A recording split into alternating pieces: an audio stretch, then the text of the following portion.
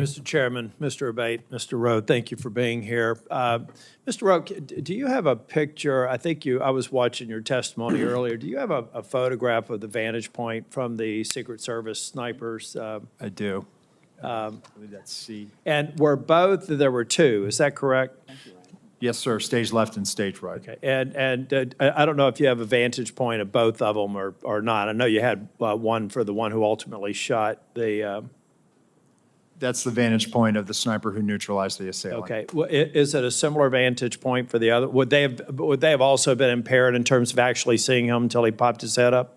So the sniper on the stage right side, Yeah. Senator, they had an obstructive view because of that tree. They had an obstructive view. Okay. Yeah. So the one thing in this discussion that I don't believe that a sniper saw someone on the roof 20 minutes before just doesn't make sense to me. It sounds like the one who took the shot probably saw him for the first time about a split second before he pulled the trigger.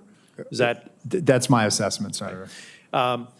I'm more, well, first off, I'd like to clarify the requests that have been made of a lot of people so that we get the information in a good form. I think it would be helpful, at least all the way back to, I think, November 5th of 2022, I believe, when President Trump announced that he was running for re-election. I think it'd be helpful if we could just get a matrix of any request for additional security, the resolution of that request. Was it honored? Was it denied? Was it downsized? If you could give us that, I think that that's going to be the best way versus giving us mounds and mounds of paper.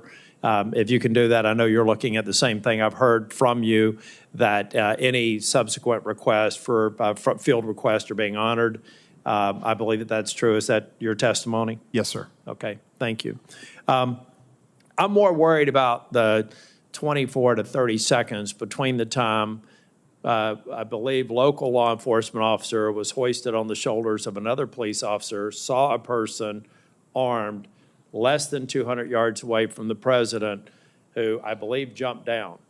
What happened in those 24 or 30 seconds? I mean, obviously there's no such thing as a panic button. You know, the first thing you'd think is you hit panic, you cover the president, get him off stage. None of that happened. What happened? Is it just, did I hear a text message? What actually happened in the 30 seconds where a law enforcement officer knew that a gun was pointed in the direction of the president from a fairly short range? What actually did those folks who did have knowledge of exactly what was happening and could probably infer what was about to happen, what did they do?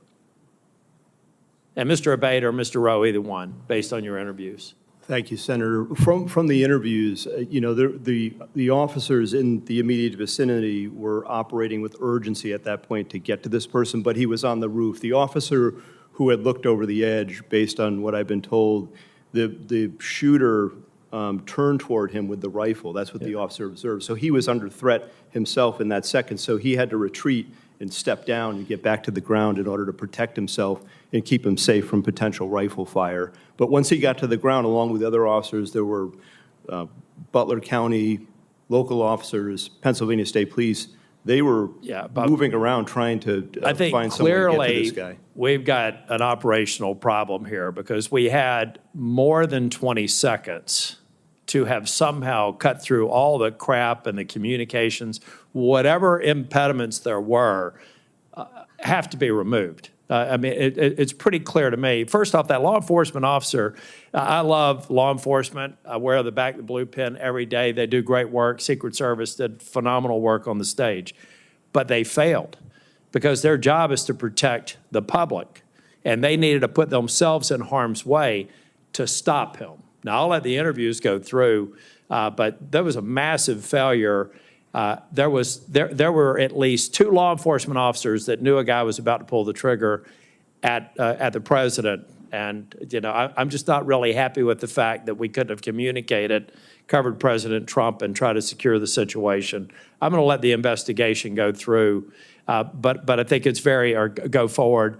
I think it's very important to point out that we can't let a scenario go in the future where 20 seconds can lapse when a law enforcement officer within 2 football fields of a former president of the United States has material knowledge that somebody's about to get shot at on stage, and we don't have instantaneous response.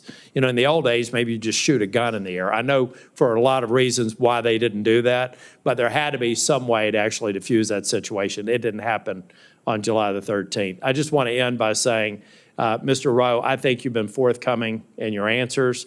I know you're frustrated. I've seen you twice now. You're clearly embarrassed by what happened. You don't think there's any reasonable explanation. And to my colleagues who are worried about communications, they should spend time in their local government and state legislatures to understand just how bad communication is between law enforcement and first responders. We need to invest in this infrastructure. That was also a part of the failure.